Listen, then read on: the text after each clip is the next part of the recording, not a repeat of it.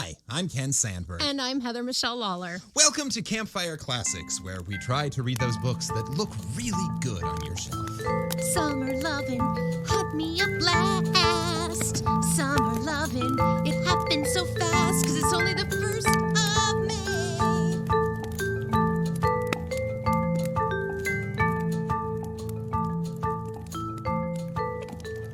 That just kept going. That was so long. That's what I do. I make the joke go on just a little too long. Well, I wanted to get to the point that, like, it's not actually summer. It's, like, the beginning of May, and it was, like, 86 degrees today. Yeah. And it's so nice out. But we came inside just for you, listeners. Just for you. You're welcome. You're very welcome. We were at the lake today. Oh, it's so nice. And then I did some work outside. I did the research for this episode, like sitting on the porch. It was really lovely. Yeah. Did all of that while I was folding laundry. Folding laundry and editing exercise videos. Doing some audio editing. Yep. You know, we got to do what you got to do. Yeah. Sunday fun day. Got to make a buck somehow. Yep. You know, I got to say, I like doing this. Well, good.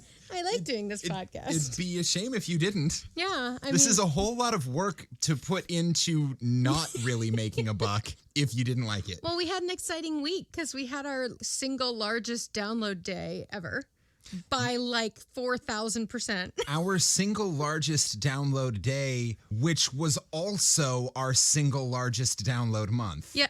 Was it really? Was it? It was bigger than the like a whole month? Yeah. Yeah. So we've been averaging almost 500 downloads a month the which last is very, couple of months, which is lovely for fine our little for niche podcast. And the day that our last episode released, and this is I am absolutely certain. Full like credit to Florida because of Florida Men on Florida Man and their marketing team and their advertising, like whatever it was they did. We had 490 downloads in one day on Tuesday, like on our release day. We were like, "What the?" Which is just slightly more than we average in most months. Yeah. And then they did another one like 3 days later, and it was almost 200. Yeah. And it's just like we were just like literally. I signed on, so I try not to like follow the numbers because they say not to, but we check in because we're new and we're trying to like see what's working, what's not, and. So right before we were going to bed on Tuesday night, I clicked on Podbean, or I clicked on Podbean. That's who hosts us. Hi, Podbean. And I thought it was broken. I turned to Ken and I was like, "Oh!" Yeah, that random that little was the blip noise. was very strange. It was crazy, but yeah. So I like doing this, and that was a really fun day for us. So thank you, Wayne, and the team at. FMOFM. FMOFM. Yeah. You guys kick ass. And we've actually had a lot of traction on True Crimes and a Lie, too. Apparently that is the way to grow your listenership is to let podcasts with bigger listenerships advertise for you. Like, come on. Like, yeah. I mean, that's it. So now we're just going to be leeching on to more successful people. Yep. I mean, that is the American way. Yeah. Just glob on to someone who's been more successful than you and let them... fuck. I knew I'd been doing it wrong the whole time. Let them drag your star higher. I'm, like, literally, like, not just podcasting. That is life, and I'm not good at it. So I guess we're going to try. We're going to try for you listeners. We're going to do it. We're going to do it. And you know what we do? We read stories. We do. We do. Yeah. You should check us out on our Instagram and our Facebook and share it with 5 friends because that's the pyramid scheme we have. Yeah. And so for our new listeners, because every episode is somebody's first episode. And we got a lot of new listeners last week. The way we really grow our listener base is that if you listen to an episode, it is then your job to tell 5 friends to listen to an episode. Yes. That's it. That's all we ask. Easy. You know, if you want to buy us coffee or be a patron, that's even cooler. That's great. And but please love that. Please do subscribe. Follow us on Podchaser. Give us a review on Apple Podcasts. Like, do all the things that also help us. But really, just tell 5 friends that you think will like what we do. And that's how we do what we do. As we do. A wop babaloo bop. A wop bamboo. we Where's the do. second Grease reference in like 10 minutes? Well, yeah, I know. That was an intentional callback. You did that intentionally? That was quick, baby. That wasn't an accidental Grease reference. That was me making fun of your Grease reference. Speaking of Grease, let's move on to... Now I'm really curious what story you've This selected. has nothing to do with Grease. Oh. Speaking of non-sequiturs. Yeah, so you want to know what's going on? So I got to pick the story this week because it is my turn to surprise Ken. And we have another new author, which I'm very excited about.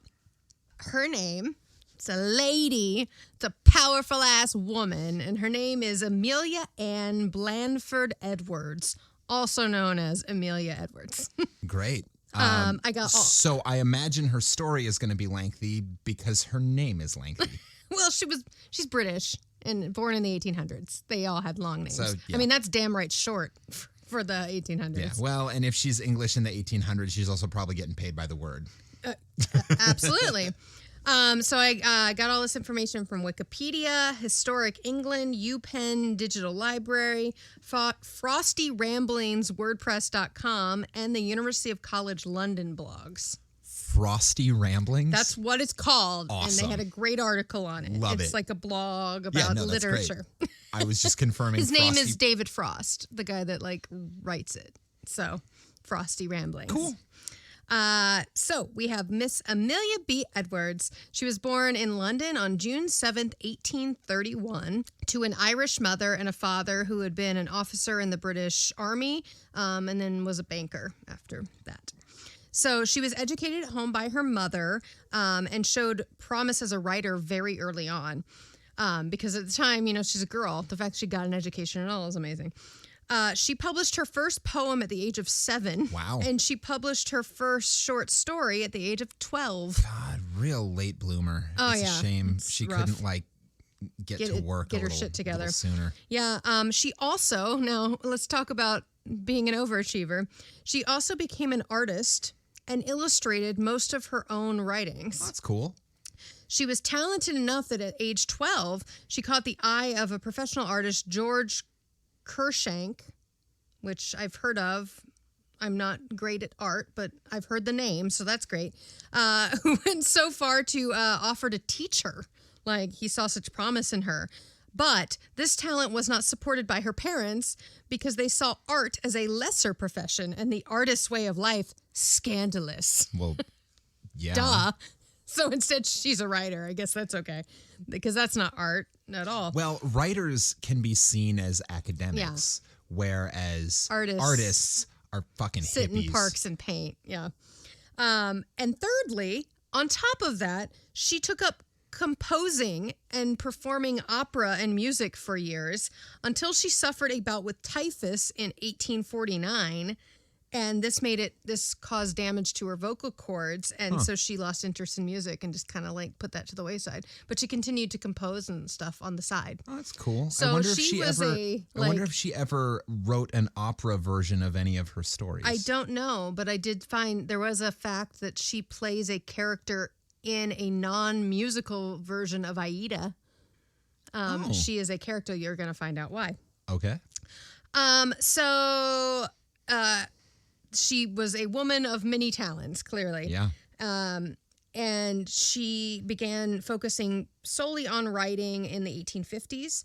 Her first full-length novel was called My Brother's Wife that came out in 1855. And her early novels were all well received, but it was her novel Barbara's History that came out in 1864 that really established her as solid writer. The topic of this novel was bigamy and polygamy. Yes, which we're going to find out. Okay, so now going back a little bit, in January of 1851, she became engaged to Mr. Bacon, not Kevin. But we don't know the first name. There's no reference that knows what his first name was. So it could be Kevin. It could be Francis. It could be Kevin, but I'm hoping it's Kevin Bacon. He's probably a vampire like Paul Rudd and all those other people. Keanu Reeves. Keanu Reeves.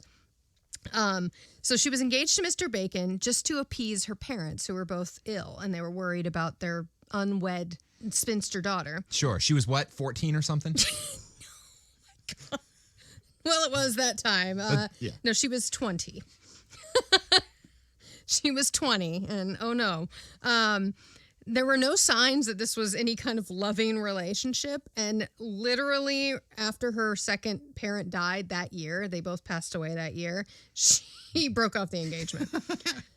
She then formed an emotional attachment with only exclusively women after that. She is considered to be a LGBTQ British icon. So here's a little bit about that. Her friend and author and critic, John Addington Sidmans, in a conversation with sexologist Havelock Ellis, those are the most British names ever, that Amelia Edwards, quote, made no secret to me about her lesbian tendencies and had formed a menage with an English lady and her clergyman husband. Oh. Miss Edwards told me that one day the husband married her and his wife at the altar of his church, having full knowledge of the state of affairs. So they were together for a while, and in the census, all three of them lived in the same house. Huh. But then so this was Mr. and Mrs. Byrne. And Mr. Byrne got another assignment, and they had to move, and Edwards decided to stay because she had ties there, right? And said this was devastating to her. So she was in a bisexual menage a trois relationship, so polyamorous relationship, which she had written, which she wrote about, which became her most famous book. And then after that happened, from the 1960s on, she lived with a woman named Ellen Drew Brasshire, who was a widow, 27 years her senior. So she's kind of like Sarah Paulson. She likes the older ladies. And they became live-in companions until both of them passed away. Huh. Now, she was also known to have other close relationships with women. So clearly she wasn't a monogamist. Monogamist? Yeah. Monogamist. Woo! Words are hard. She felt tied down by monogamy. Yeah. So there were, but Ellen was her that was her partner. So though she was a very successful writer and artist and all these other things, what she's actually known for most today is her travel writings and her contribution to Egyptology. Oh. So here's another fun fact. Once she turned 30 and her parents were gone and she was clearly very comfortable in her own skin, she was like, I'm going to travel as a woman alone in the 1800s. So just put that in your mind. So Amelia embarked on a series of expeditions. So usually male chaperones were necessary in this situation. And she's like, oh no, I'm good. I'm great. So she brought along one of her other friends, lady companions, Lucy Renshaw, who was always her travel companion. Do you know that name? Well, I think it sounds like a combination of Lucy is the name of a character in Dracula, and it sounds like a combination of several literary names. Yeah. Lucy Renshaw, I want her to be a vampire in an Oscar Wilde play. And well, that would make sense. So, so she traveled and she went on 3 expeditions that she wrote about that are still books today that are people know about. So her first one was chronicled as Sights and Stories, a holiday tour through northern Belgium. That was in 1862. And then she did a really challenging, crazy-ass journey that I wanted to talk a lot more about, but we don't have time, where she and Lucy hiked through the Dolomites, alone, with just a couple guides that they'd hired, through the crappy passages that are really dangerous. But they did it on their own, and she wrote it in a book called Untrodden Peaks and Unfrequented Valleys that came out in 1873. Huh. Her third documented journey is what changed her life. In the winter of 1873 to 1874, she traveled to Egypt, sailed up the Nile to Abu Simbel, Abu Simbel, yeah. Cool. There she spent 6 weeks excavating the temple of Ramesses II. So she wrote about this and published a book called 1,000 Miles Up the Nile in 1877, which she also self-illustrated. Her travels to Egypt made her become aware of the increasing threat to ancient monuments from tourism and modern development. And she set out to bring public awareness to this. And in 1882, she co-founded the Egypt Exploration Fund with Reginald Stewart Poole, who was the curator of coins and medals at the British Museum. So they went in and basically set up this preservation fund for Egypt, Egyptian monuments. Now, I've been to the British Museum into the Egypt section. Right. She's part of that. She was a curator of it. She became this huge part of it. So depending on who you ask, she is one of the greatest preservers of historical antiquity of all time, or one of the greatest thieves of all time. Yes, absolutely. Though most of what she did was send money to Egypt so they could preserve what was there. Yeah.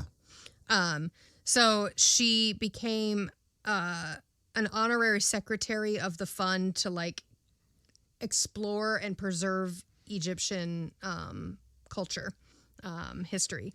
And she also contributed to the 9th edition of Encyclopedia Britannica and the Standard Dictionary in Egyptology. So she wrote passages about it for Encyclopedia Britannica.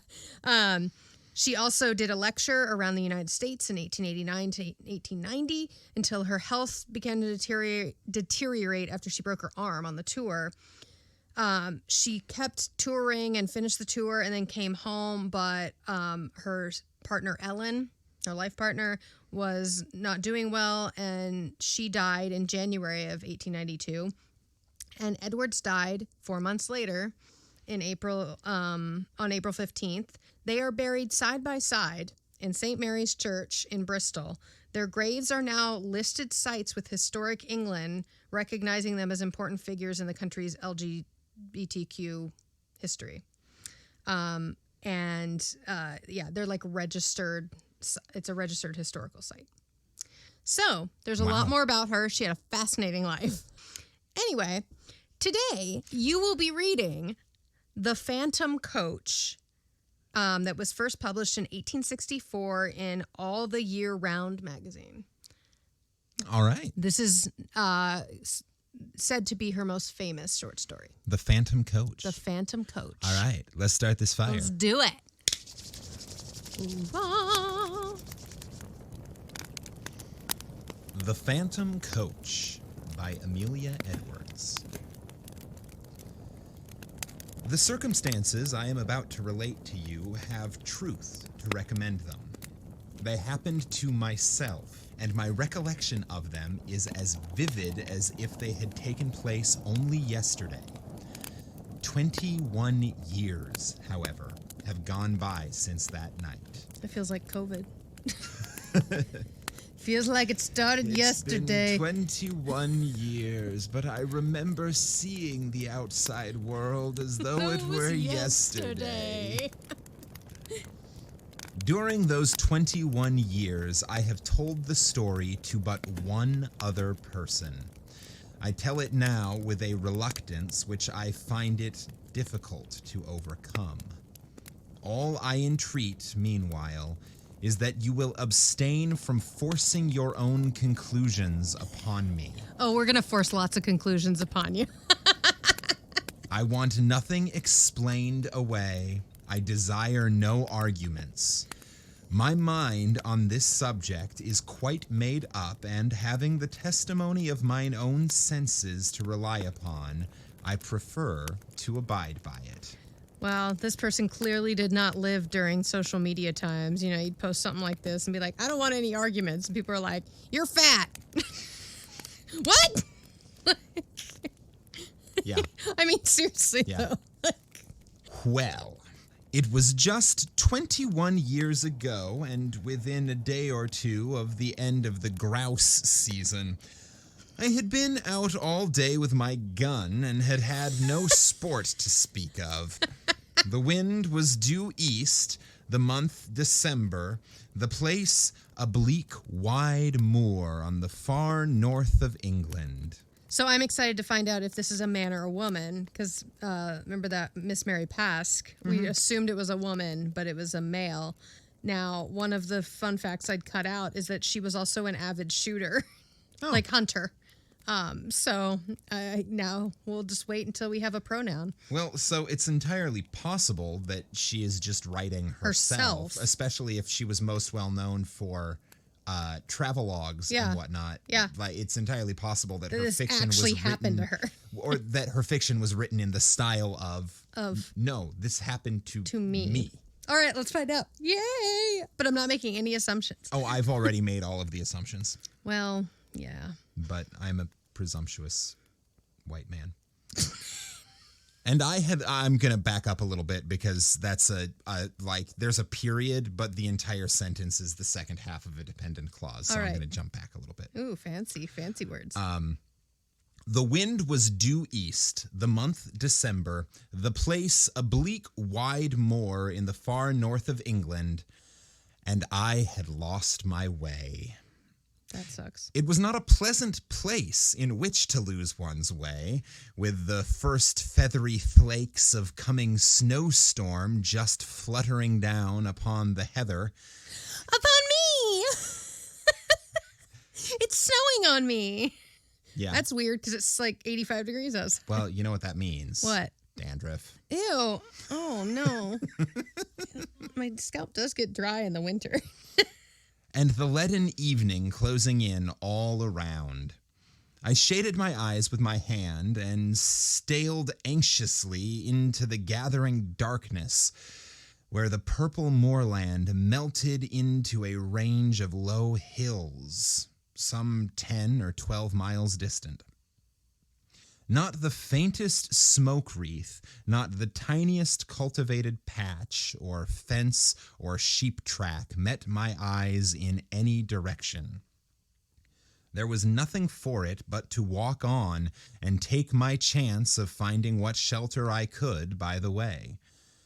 So I shouldered my gun again and pushed warily forward, for I had been on foot since an hour after daybreak and had eaten nothing since breakfast. Well, this is Naked and Afraid and Alone. But they gave him a gun. That's nice. Yeah. So, Naked and Afraid, 18th century or 19th century edition. Yeah. The upshot is we've got a gun. The downshot is there is apparently no support camera crew. So they're just completely alone. Yeah. So we're not because there was no cameras. We're not doing this for TV. We're just naked and afraid and alone. Except probably not naked. In the middle of the 1800s, there were no camera crews because television didn't exist, nor did movies. Although photography a camera often required a whole crew just to move. Well, exactly. There is no camera crew. Meanwhile, the snow began to come down with ominous steadiness, and the wind fell. After this, the cold became more intense, and the night came rapidly up. As for me, my prospects darkened with the darkening sky, and my heart grew heavy as I thought how my young wife was already watching for me through the window of our little inn parlor, and thought of all the suffering in store for her throughout this weary night. We had been married 4 months, and having spent our autumn in the Highlands, were now lodging in a remote little village situated just on the verge of the great English moorlands. We were very much in love and, of course, very happy. This morning, when we parted, she had implored me to return before dusk, and I had promised her that I would. Done fucked up 4 months in. Wow. What would I not have given to have kept my word? Even now, weary as I was, I felt that with a supper, an hour's rest, and a guide, I might still get back to her before midnight, if only guide and shelter could be found. And all this time the snow fell and the night thickened. I stopped and shouted every now and then, but my shouts seemed only to make the silence deeper. Then a vague sense of uneasiness came upon me, and I began to remember stories of travelers who had walked on and on in the falling snow until, wearied out, they were fain to lie down and sleep their lives away. That's terrifying. Would it be possible, I asked myself, to keep on thus through all the long dark night? Would there not come a time when it's a my Eugene limbs... O'Neill play. Would there not come a time when my limbs must fail and my resolution give way, when I too must sleep the sleep of death? Death. I shuddered. How hard to die just now when life lay all so bright before me. How hard for my darling, whose whole loving heart, but that thought was not to be borne. To banish it, I shouted again, louder and longer, and then listened eagerly. Was my shout answered? Or did I only fancy that I heard a far-off cry? No, that's the coyotes that's going to come eat you. Maybe the coyote heard this bro yelling in the field and was like, hey, but with a British accent. So, hello. Or maybe he's talking to his own echo. Ooh, that's creepy. Hello. Hello. Who are you? Who are you? I asked first. I asked second. It's a magic echo, apparently. It is. It's a Disney echo. I helloed again, and again the echo followed.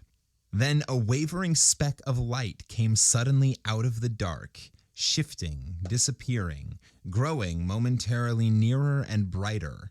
Running towards it at full speed, I found myself, to my great joy, face to face with an old man and a lantern. "Thank God," was the exclamation that burst involuntarily from my lips. Blinking and frowning, he lifted his lantern and peered into my face. I can totally see this old British man like, yeah, indeed. But his response is better. Oh, well, yes, I'm not a writer. "Thank God," was the exclamation that burst involuntarily from my lips. Blinking and frowning, he lifted his lantern and peered into my face. "What for?" he growled sulkily. The fuck you doing out here? Well, for you? I began to fear I should be lost in the snow. Then folks do get cast away hereabouts for time to time, and what's to hinder you from being cast away likewise, if the Lord's so minded?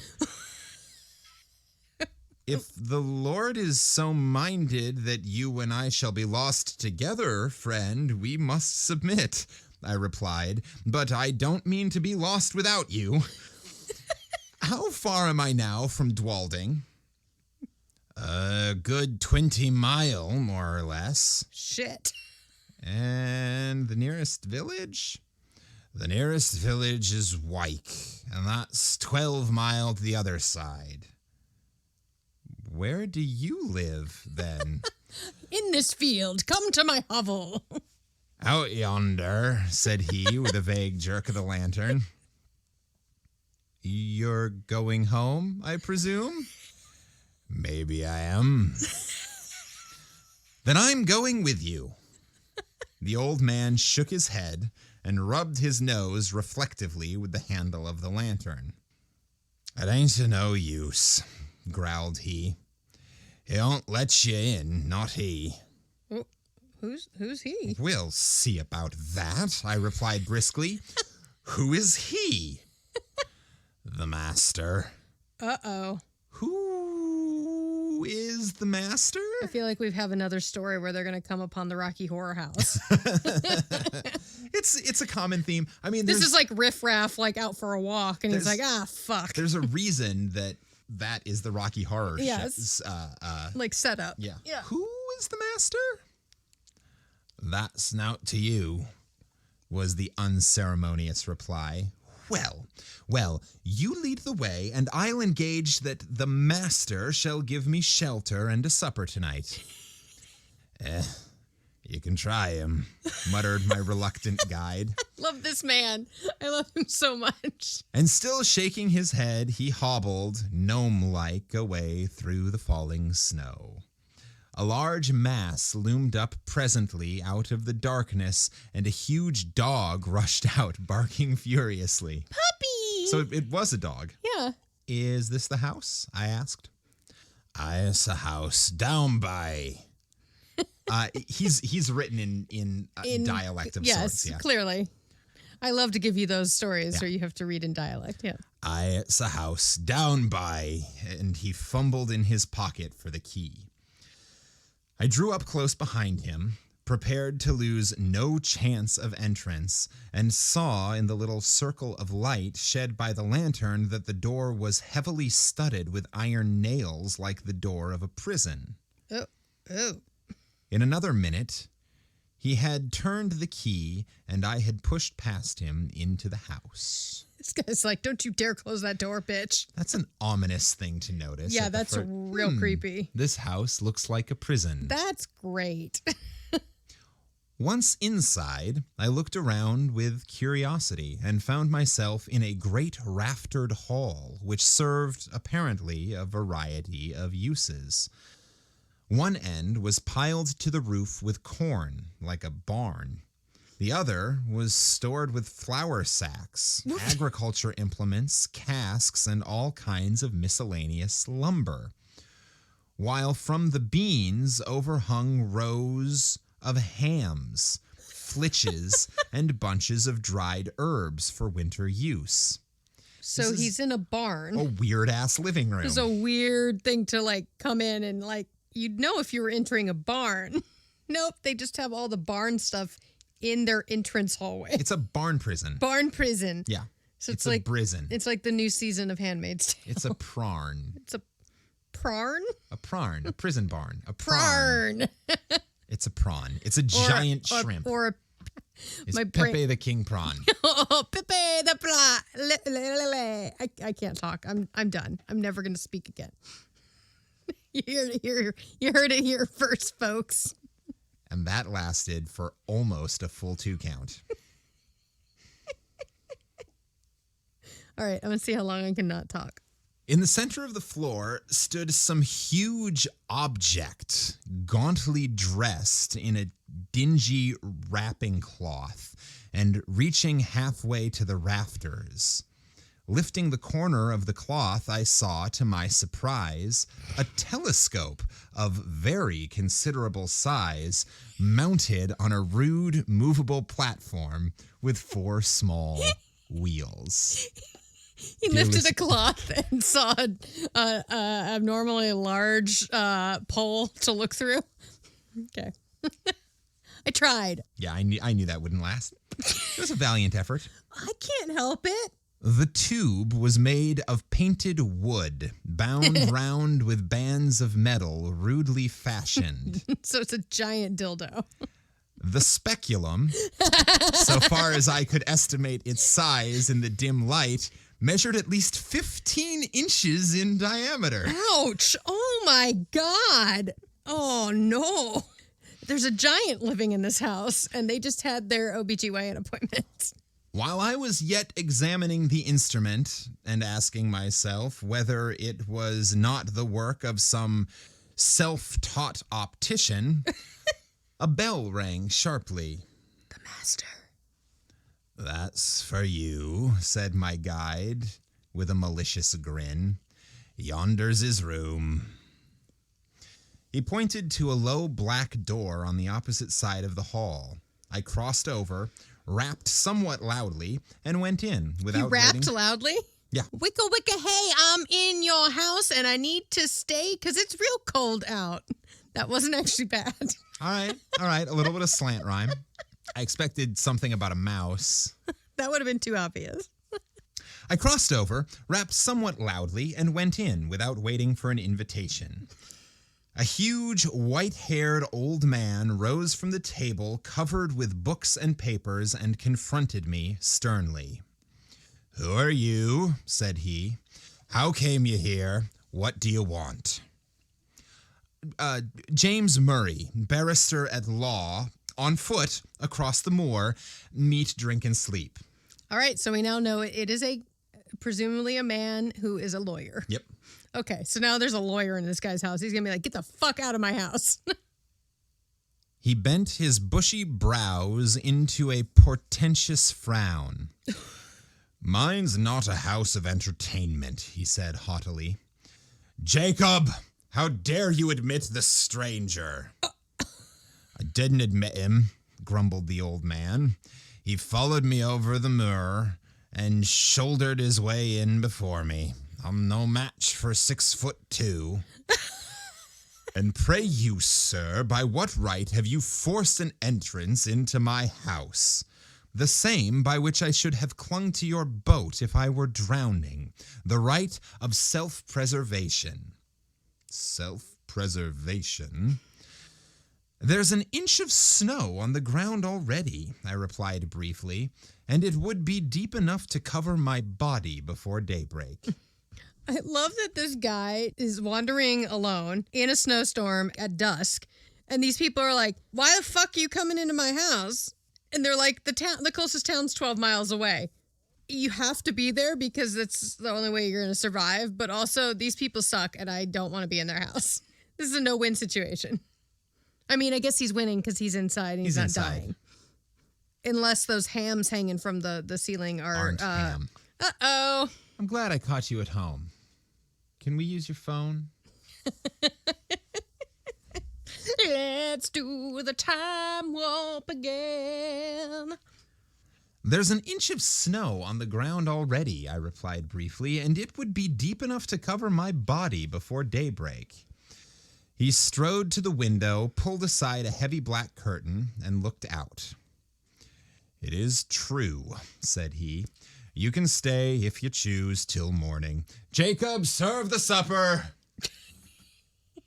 With this, he waved me to a seat, resumed his own, and became at once absorbed in the studies from which I had disturbed him. Well, he does not seem nearly as interested in his surprise visitors as Frankenfurter does. Yeah. So there's that. Unless he's like reverse psychologing this guy. It's like, I have no interest in you until you fall asleep. I placed my gun in the corner. Oh, that's right. He's carrying a fucking gun. That is not super inviting. I placed my gun in the corner, drew a chair to the hearth, and examined my quarters at leisure. Smaller and less incongruous in its arrangement than the hall, this room contained nevertheless much to awaken my curiosity.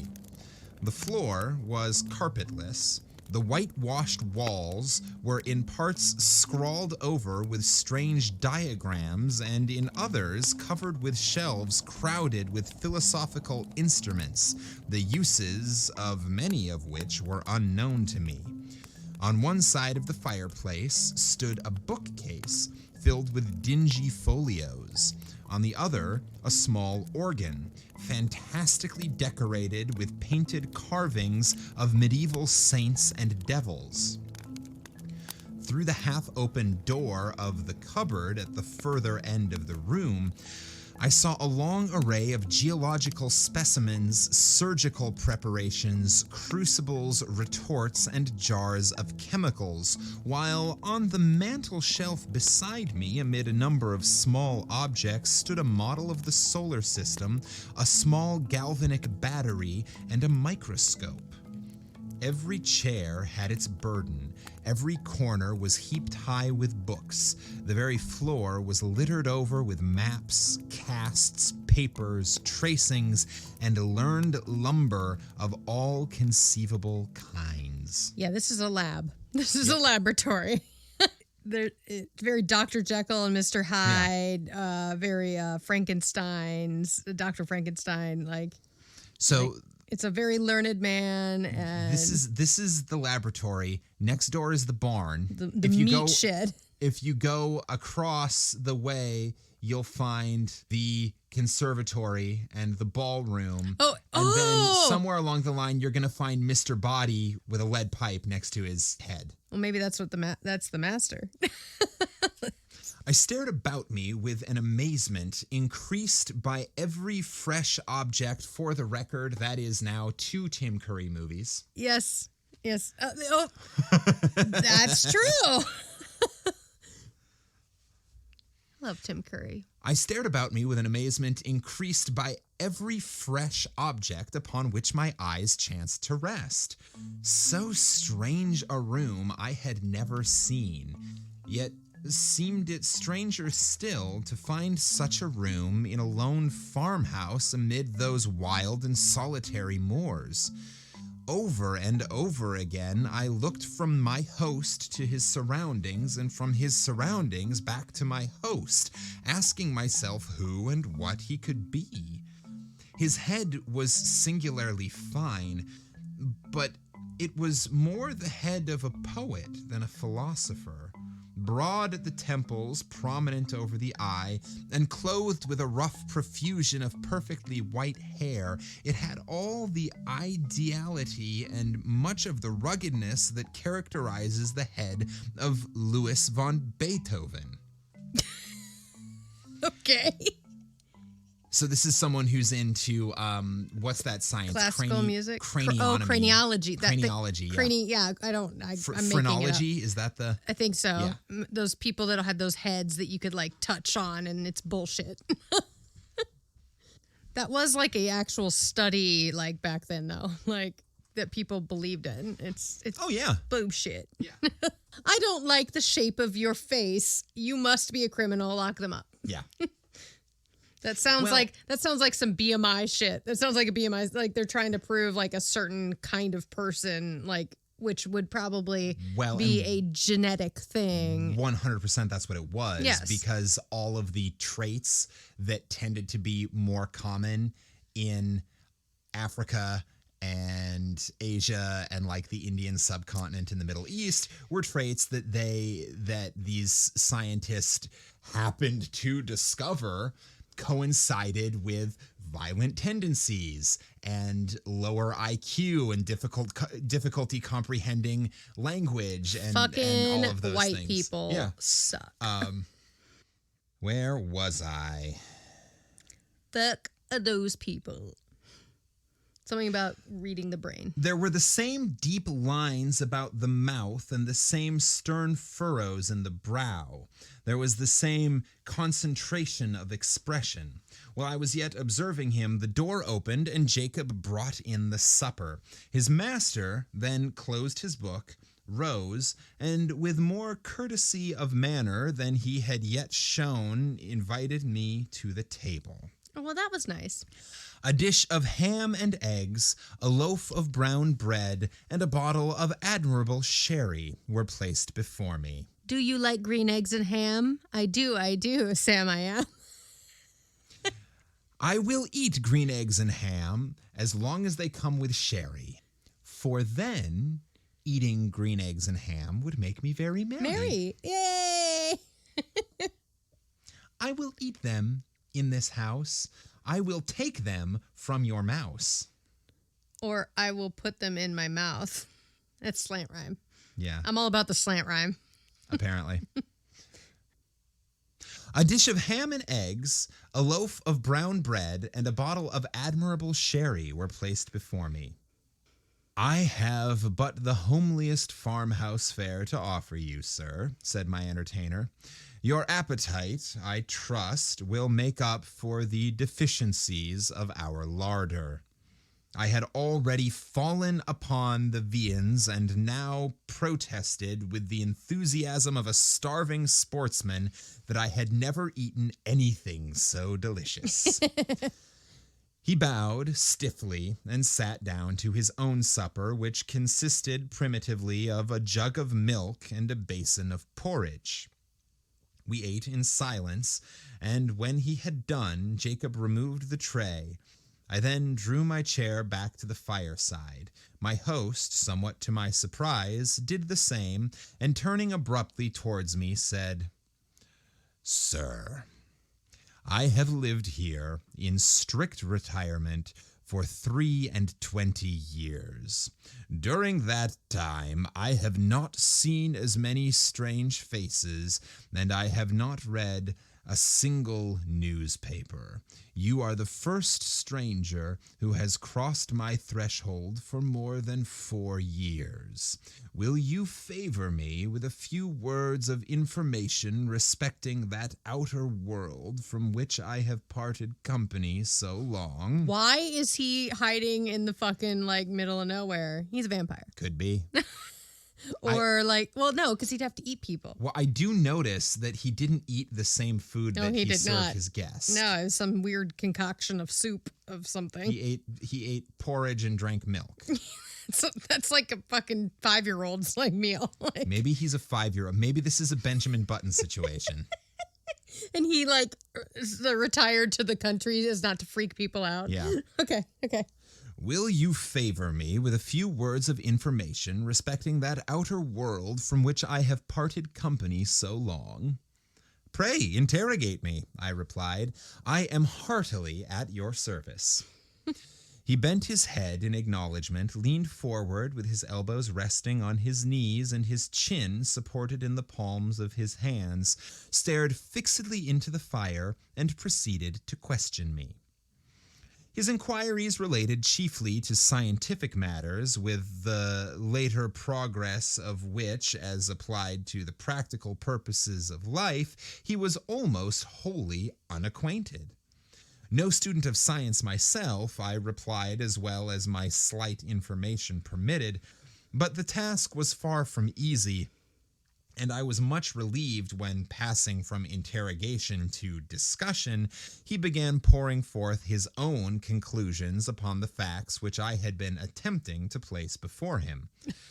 He talked, and I listened, spellbound. He talked till I believe he almost forgot my presence and only thought aloud. I had never heard anything like it then. I have never heard anything like it since. Familiar with all systems of all philosophies, subtle in analysis, bold in generalization, he poured forth his thoughts in an uninterrupted stream, and still leaning forward in the same moody attitude with his eyes fixed upon the fire, wandered from topic to topic, from speculation to speculation, like an inspired dreamer. From practical science to mental philosophy, from electricity in the wire to electricity in the nerve, from Watts to Mesmer, from Mesmer to Reichenbach, from Reichenbach to Swedenborg, Spinoza, Condillac, Descartes, Berkeley, Aristotle, Plato, and the Magi and mystics of the East. I feel like this guy would get along really well with your family. Yeah, that's probably true. Yeah, just like they can talk about so many amazing like things that I'm just like, I just kind of listen. Yeah. It's like your own college lecture, right? Well, that was me growing up. Yeah. It was. I think this is part of why I'm not good at socializing at parties, because family get-togethers over the holidays were when I would be around the largest groups. Yeah. And my family was forever extolling the virtues of this king or queen of whatever country from 600 years ago, and like doing these in-depth historical or philosophical conversations. And about, you're just like, you just sit there and listen. You're like, holy crap, Yeah. really? So Yeah. I got really used to, in large groups of people, just listening, because I didn't have anything to contribute to those conversations. So I was just, okay, cool. Okay, I have to go back. Okay. From Watts to Mesmer, from Mesmer to Reichenbach, from Reichenbach to Swedenborg, Spinoza, Condillac, Descartes, Berkeley, Aristotle, Plato, and the Magi and mystics of the East were transitions which, however bewildering in their variety and scope, seemed easy and harmonious upon his lips as sequences in music. Damn. By and by, I forget now by what link of conjecture or illustration, he passed on to that field which lies beyond the boundary line of even conjectural philosophy and reaches no man knows whither. He spoke of the soul and its aspirations, of the spirit and its powers, of second sight, of prophecy, of those phenomena which under the names of ghosts, specters, and supernatural appearances have been denied by the skeptics and attested by the credulous of all ages. So this man believes in ghosts because he's like, he talking about what ghosts really are, or like at least at least he has taken time to consider them. To consider the science behind, like They're always a rich old man in a sheet. That's what Scooby-Doo has taught me. That's Scooby-Doo. Well, maybe it's this guy. The world, he said, grows hourly more and more skeptical of all that lies beyond its own narrow radius. And our men of science foster the fatal tendency. They condemn as fable all that resists experiment. They reject as false all that cannot be brought to the test of the laboratory or the dissecting room. Against what superstition have they waged so long and obstinate a war as against the belief in apparitions? And yet, what superstition has maintained its hold upon the minds of men so long and so firmly? Show me any fact in physics, in history, in archaeology, which is supported by testimony so wide and so various, attested by all races of men in all ages, in all climates, by the soberest sages of antiquity, by the rudest savage of today, by the Christian, the pagan, the pantheist, the materialist. This phenomenon is treated as a nursery tale by the philosophers of our century. Circumstantial evidence weighs with them as a feather in the balance. The comparison of causes with effects, however valuable in physical science, is put aside as worthless and unreliable. The evidence of competent witnesses, however conclusive in court of justice, counts for nothing. He who pauses before he pronounces is condemned as a trifler. He who believes is a dreamer or a fool. Something tells me this man believes in ghosts. Well, he spoke with bitterness and, having said this, relapsed for some minutes into silence. So, bitterness, yeah, apparently. Maybe that's why he out there, because he had some experiences with ghosts and people labeled him a loon. Or he is a ghost and he's bitter because no one believes in him. He just wants to make friends, he's like, but no one ever comes My out. name's Casper, by the way. What's yours? He spoke with bitterness and, having said thus, relapsed for some minutes into silence. Presently, he raised his head from his hands and added with an altered voice and manner, I, sir, paused, investigated, believed, and was not ashamed to state my convictions to the world. I, too, was branded as a visionary, held up to ridicule by my contemporaries, and hooted from that field of science in which I have labored with honor during all the best years of my life. These things happened just 23 years ago. Yep. So it's exactly what happened. Since then, I have lived as you see me living now, and the world has forgotten me as I have forgotten the world. You have my history. It is a very sad one, I murmured, scarcely knowing what to answer. It is a very common one, he replied. I have only suffered for the truth, as many a better and wiser man has suffered before me. He rose, as if desirous of ending the conversation, and went over to the window. He's like, okay, we're done. I gave you my life story. Now get the fuck out of my office. That's how I end conversations. No, it's not. That's how I wish I could end conversations. Just like get up and Irish exit them. Just fucking leave. Just stand up and like stare at the corner. He rose, as if desirous of ending the conversation, and went over to the window. "It has ceased snowing," he observed, as he dropped the curtain and came back to the fireside. "Ceased!" I exclaimed, starting eagerly to my feet. "Oh, if it were only possible, but no, it is hopeless. Even if I could find my way across the moor, I could not walk 20 miles tonight." "Walk 20 miles tonight," repeated my host. "What are you thinking of?" "Of my wife," I replied impatiently.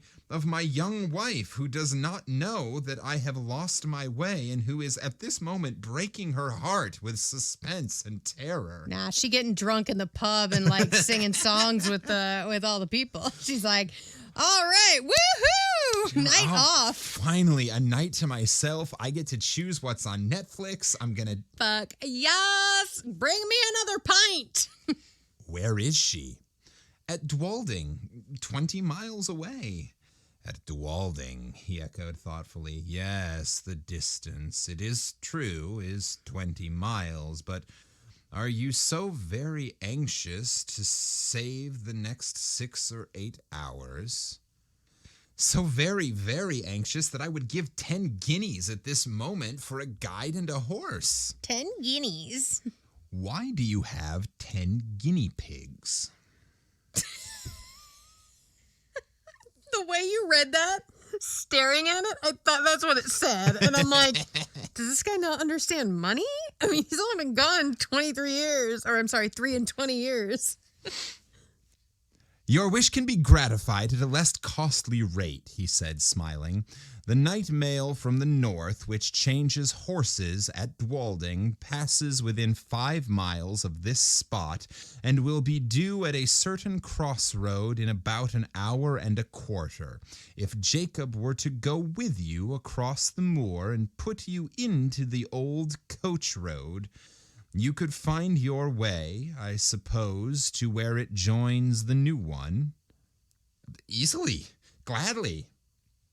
He smiled again, rang the bell, gave the old servant his directions, and taking a bottle of whiskey and a wine glass from the cupboard in which he kept his chemicals, said, "The snow lies deep, and it will be difficult walking tonight on the moor. A glass of usquebaugh before you start?" "What's usquebaugh?" I'm guessing it's a kind of whiskey because he called it a whiskey, but usquebaugh. Whiskey. It's an Irish, Scottish whiskey. Usquebaugh. Usquebaugh? Which translates to water of life. Aquavitae. Yep. Usquebaugh before you start? I would have declined the spirit, but he pressed it on me, and I drank it. He pressed it on him? He just poured it all over him? He's like, yeah. Yep. Pour some usquebaugh on me. In the name of love. Pour some whiskey on me. Yeah. I can't get enough. Oh, that sounds like a good night. I would have declined the spirit, but he pressed it on me, and I drank it. It went down my throat like liquid fire, and almost took my breath away. "It is strong," he said, "but it will help keep out the cold. And now you have no moments to spare. Good night." Don't worry, you'll be hallucinating by the time you reach the road. You know that shit's like laced with some like woo-woo juice. I thanked him for his hospitality and would have shaken hands, but that he had turned away before I could finish my sentence. In another minute, I had traversed the hall, Jacob had locked the outer door behind me, and we were out on the wide, white moor. That guy's weird, man. Although the wind had fallen, it was still bitterly cold. Not a star glimmered on the black vault overhead. Not a sound save the rapid crunching of the snow beneath our feet disturbed the heavy stillness of the night. Jacob, not too well pleased with his mission, shambled on before in sullen silence, his lantern in his hand and his shadow at his feet. I followed with my gun over my shoulder, as little inclined for conversation as himself. My thoughts were full of my late host, His voice yet rang in my ears, his eloquence yet held my imagination captive. I remember to this day with surprise how my overexcited brain retained whole sentences and parts of sentences, troops of brilliant images and fragments of splendid reasoning in the very words in which he had muttered them. Musing thus over what I had heard and striving to recall a lost link here and there, I strode on at the heels of my guide, absorbed and unobservant. Presently, at the end, as it seemed to me of only a few minutes, he came to a sudden halt and said, "Yon's your road. Keep the stone fence in your right hand, and you can't fail of the way." "This, then, is the old coach road?" "Aye, 'tis the old coach road." "And how far do I go before I reach the crossroads?" "Nigh upon 3 mile." Damn! I pulled out my purse, and he became more communicative. "The road's a fair road enough," said he, "for foot passengers, but 'twas over steep and narrow for the northern traffic. You'll find where the parapet's broken away, close again the signpost. It's never been mended since the accident." The accident? What? Accident? Thank you. Okay, what? The night mail pitched right over into the valley below. Good 50 feet more, just at the worst bit of road in the whole country. Horrible. Were many lives lost? All. 4 were found dead and the other 2 died next morning. How long is it since this happened? Just 9 year. Near the signpost, you say? I will bear it in mind. Good night. Creepy. Thanks for that creepy story. It's a creepy ass story before you send me out alone into the dark. Yeah, what an asshole. Good night, sir, and thank ye. Jacob pocketed his half-crown, made a faint pretense of touching his hat, and trudged back by the way he had come. Have a nice trot on the haunted road. I watched the light of his lantern till it quite disappeared, and then turned to pursue my way alone. This was no longer matter of the slightest difficulty, for despite the dead darkness overhead, the line of stone fence showed distinctly enough against the pale gleam of the snow. How silent it seemed now, with only my footsteps to listen to. How silent and how solitary. A strange, disagreeable sense of loneliness stole over me. I walked faster. I hummed a fragment of a tune. I cast up enormous sums in my head and accumulated them at compound interest. I did my best, in short, to forget the startling speculations to which I had but just been listening, and to some extent, I succeeded. Okay. So he was walking down the street singing songs. And saying 5 plus 5 is 10. Yeah. 10 plus 10 is 20.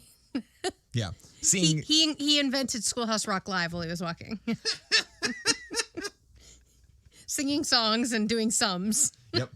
About all the fun things he'd heard about tonight to distract himself from the ghost story.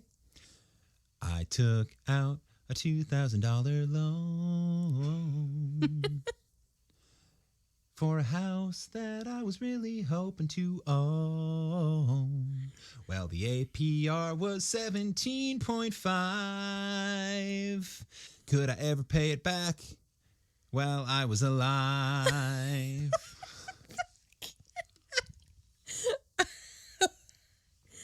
I don't remember that episode of Schoolhouse Rock, but I didn't see them all, I guess. I don't know. He was talking about interest rates and singing a song. So that was I liked it. my attempt. I liked it. 1, 2, 3, 4, 5, 6, 7, 8, 9, 10, 11, 12. Right, so I tried my best, in short, to forget the startling speculations to which I had just been listening, and to some extent, I succeeded. Meanwhile, the night air seems to become colder and colder. And though I walked fast, I found it impossible to keep myself warm. My feet were like ice. I lost sensation in my hands and grasped my gun mechanically. You can't use a gun against a ghost, dude. You can't kill a ghost with a gun. I even breathed with difficulty, as though instead of traversing a quiet North Country highway, I were scaling the uppermost heights of some gigantic Alp. This last symptom became presently so distressing that I was forced to stop for a few minutes and lean against the stone fence. As I did so, I chanced to look back up the road, and there, to my infinite relief, I saw a distant point of light, like the gleam of an approaching lantern. I think that whiskey's kicking in. I at first concluded that Jacob had retraced his steps and followed me, but even as the conjecture presented itself, a second light flashed into sight, a light evidently parallel with the first and approaching at the same rate of motion. It needed no second thought to show me that these must be the carriage lamps of some private vehicle, though it seemed strange that any private vehicle should take a road professedly disused and dangerous. There could be no doubt, however, of the fact, for the lamps grew larger and brighter every moment, and I even fancied I could already see the dark outline of the carriage between them.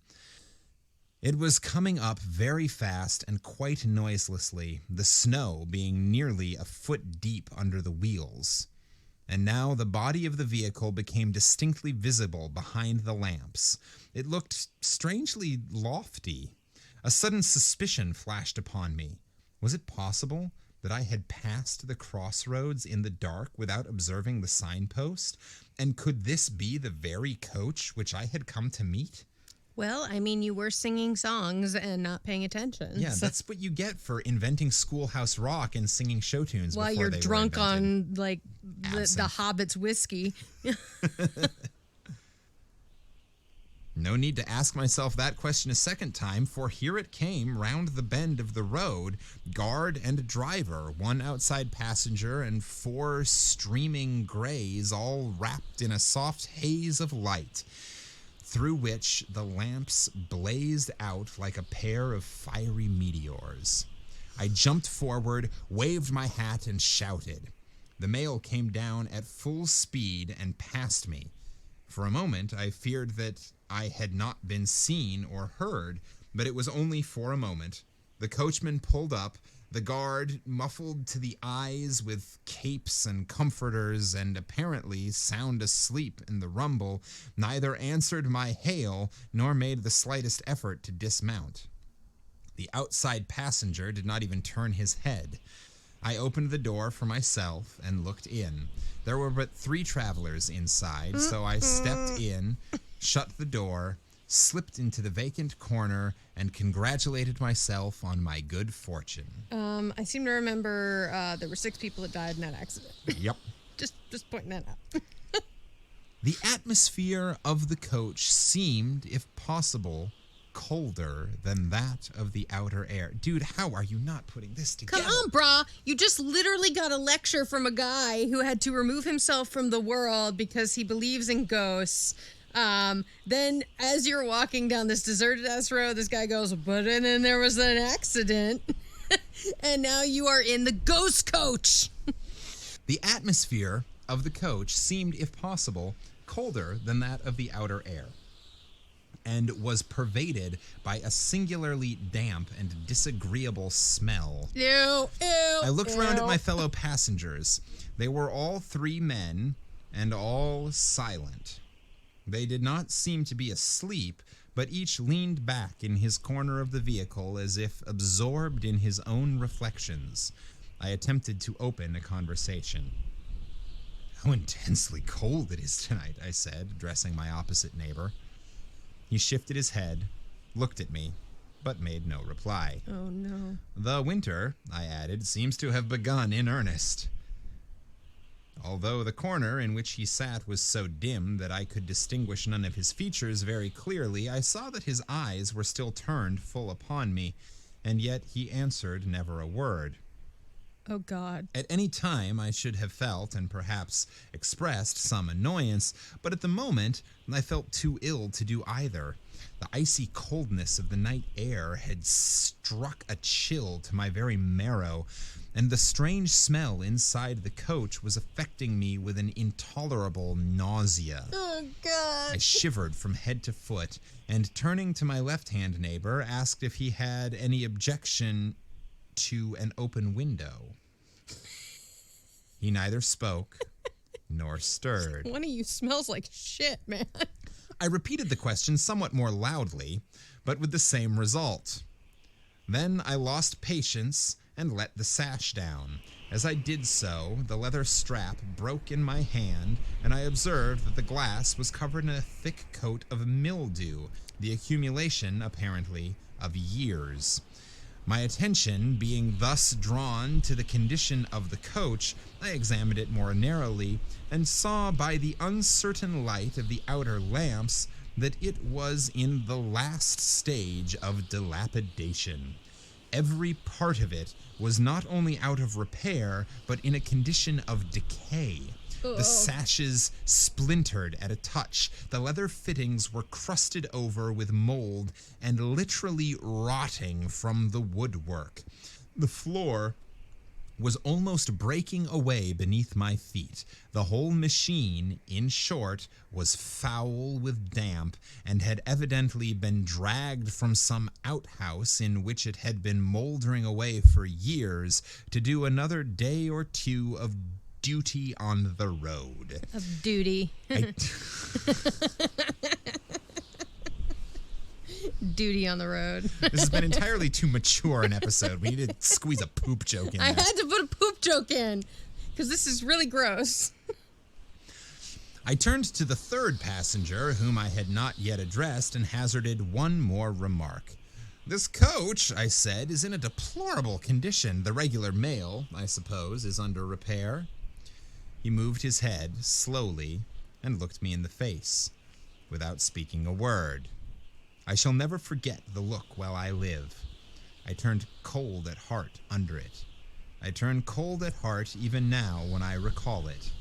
His eyes glowed with a fiery, unnatural luster. His face was livid as the face of a corpse. Oh, God. His bloodless lips were drawn back as if in the agony of death, and showed the gleaming teeth between. The words that I was about to utter died upon my lips, and a strange horror, a dreadful horror, came upon me. My sight had by this time become used to the gloom of the coach, and I could see with tolerable distinctness. I turned to my opposite neighbor. He, too, was looking at me, with the same startling pallor in his face, and the same stony glitter in his eyes. I passed my hand across my brow. I turned to the passenger on the seat beside my own and saw... Oh, heaven, how shall I describe what I saw?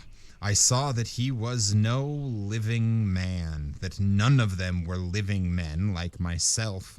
A pale phosphorescent light, the light of putrefaction, played upon their awful faces, upon their hair, dank with the dews of the grave, upon their clothes, earth-stained and dropping to pieces, upon their hands, which were as the hands of corpses long buried. Only their eyes, their terrible eyes, were living, and those eyes were all turned menacingly upon me. Get the fuck out of that coach. They're gonna kill you. They're gonna crash, and they're gonna take you down with them. A shriek of terror, a wild, unintelligible cry for help and mercy burst from my lips as I flung myself against the door and strove in vain to open it. In that single instant, brief and vivid as a landscape beheld in a flash of summer lightning, I saw the moon shining down through a rift of stormy cloud, the ghastly signpost rearing its warning finger by the wayside, the broken parapet, the plunging horses, the black gulf below. Then the coach reeled like a ship at sea, Then came a mighty crash, a sense of crushing pain, and then darkness. Oh my God. It seemed as if years had gone by when I awoke one morning from a deep sleep and found my wife watching by my bedside. I will pass over the scene that ensued and give you in a half-dozen words the tale she told me with tears of thanksgiving.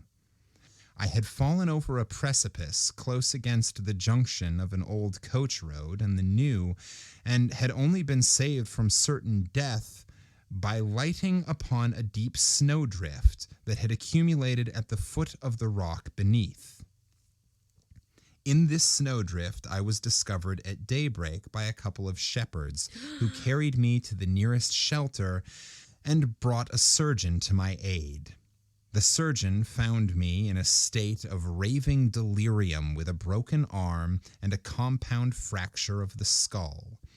The letters in my pocketbook showed my name and address. My wife was summoned to nurse me, and thanks to youth and a fine constitution, I came out of danger at last. The place of my fall, I need scarcely say, was precisely that at which a frightful accident had happened to the North Mail 9 years before. Oh my God. I never told my wife the fearful events which I have just related to you. I told the surgeon who attended me, but he treated the whole adventure as a mere dream born of the fever in my brain. We discussed the question over and over again until we found that we could discuss it with temper no longer, and then we dropped it. Others may form what conclusions they please. I know that 21 years ago, I was the fourth inside passenger in that Phantom coach. Oh my God, that's fucking terrifying. Oh my God, I wonder if other people died in it. If other people had gotten in and gone over the way. They pick people up and like, ugh. So this story is clearly in the vein of, you know, the Phantom Hitchhiker, it's like there's every town has that one back street where it's like where the you phantoms, like the like where the ravine where the car went over, and you can sometimes see it driving at night. But this was like in the mid 1800s. This is just a predecessor of those. Oh my God, that's so creepy.